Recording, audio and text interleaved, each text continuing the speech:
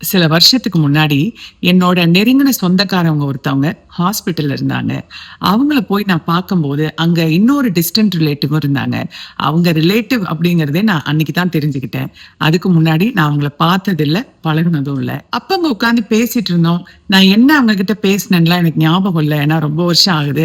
But அவங்க சொன்ன ஒரு வார்த்தை மாத்திரம் இன்னைக்கும் எனக்கு நினைச்சு பார்ப்பேன். நான் அவங்கள பார்த்ததில்ல, பேசினதில்லன்னு சொன்னேன் இல்லையா? ஆனா அவங்க ஒரு 4, 5 சந்தர்ப்பத்துல வேற ஒரு ஃபங்ஷனுக்கு ஒரு காமன் ரிலேட்டிவ்ஸ்லாம் இருப்பாங்க இல்லையா? அந்த மாரி ஃபங்ஷன்ல எல்லாம் அவங்க என்ன பார்த்திருக்கிறதா சொன்னாங்க. அவங்க எப்படி சொன்னாங்கன்னா, "நீ இவ்ளோ நல்லா பேசுறியேம்மா! நீ பேசுறத கேட்கும்போதெல்லாம் ரொம்ப நல்லா இருக்கு.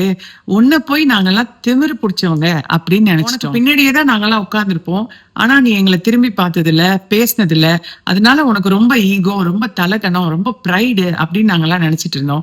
நான் மட்டும் இல்ல, எங்க சொந்தக்காரவங்க சில பேரும் அப்படிதான் பேசிக்குவோம்." அப்படின்னு ரொம்ப வெள்ளந்தியா அவங்க என்ன நெனைக்கிறாங்களோ, அத அப்படியே சொன்னாங்க. அப்ப நான் அவங்க கிட்ட என்ன சொன்னேன் அப்படின்னா, என்ன பத்தி எதுவுமே தெரியாம, என் கூட பேசாம, பழகாம, என்ன பத்தி இப்படி நினைச்சீங்க அப்படின்னு சொல்றீங்க. நான் இதுக்கு என்ன சொல்றது? அப்படின்னு சொல்லி சிரிச்சேன். மேலும் அவங்க கிட்ட நான் என்ன சொன்னேன் அப்படின்னா, மனுஷங்களுக்கு நெறைய குணம் இருக்கும். விதவிதமான வித்தியாசமான குணம் இருக்கும். சில பேரு எக்ஸ்ட்ரோவர்ட்டடா ஈஸியா அவங்களுக்கு சோசியல் லைஃப் ரொம்ப அவங்களோட ரொம்ப ஈஸியா கனெக்ட் ஆயிடுவாங்க. சில பேரு இன்ட்ரோவர்ட்டடா ரிசர்வ்டா இருப்பாங்க. இது எது சரி, எது தப்பு அப்படிங்கிற எதுவுமே இல்லங்க. ஒருத்தரும் ஜெனடிக்கா, இன்ஹெரண்டா அவங்களுக்கு என்ன குணம் இருக்குமோ அந்த குணத்தோட இருப்பாங்க. சில பேர் பார்த்தீங்கன்னா 100 ஃப்ரெண்ட்ஸ் வச்சிருப்பாங்க. சில பேர் 2 பேர் தான் வச்சிருப்பாங்க. ஆனா அந்த 2 பேரு குவாலிட்டியா இருப்பாங்க. உண்மையா இருப்பாங்க. அந்த மாரி தான் நானும்.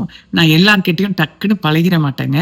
ஆனா பழகுனா ரொம்ப ஒட்டிக்குவேன் அப்படின்னு சொன்னேன். "இல்லம்மா நீ சொல்றது கரெக்ட் தான். டக்குன்னு அந்த மாரி முடிவு பண்ணக்கூடாது" அப்படின்னு அவங்க சொன்னாங்க. அவங்க சொன்னப்ப எனக்கு ரொம்ப வித்தியாசமா தெரியல. ஏன்னா நான் ரொம்ப செல்ஃப் ரெஸ்பெக்ட் முக்கியம் அப்படின்னு நெனைப்பேன். அது நெறைய பேரு கண்களுக்கு என்ன நல்லா தெரிஞ்சவங்கன்னு நெனைக்கிறவங்களுக்கு கூட சில பேருக்கு அது திமிரா, அகங்காரமா, ப்ரைடா தெரிஞ்சிருக்கு. அதுக்கு நான் ஒண்ணும் பண்ண முடியாது இல்லையா?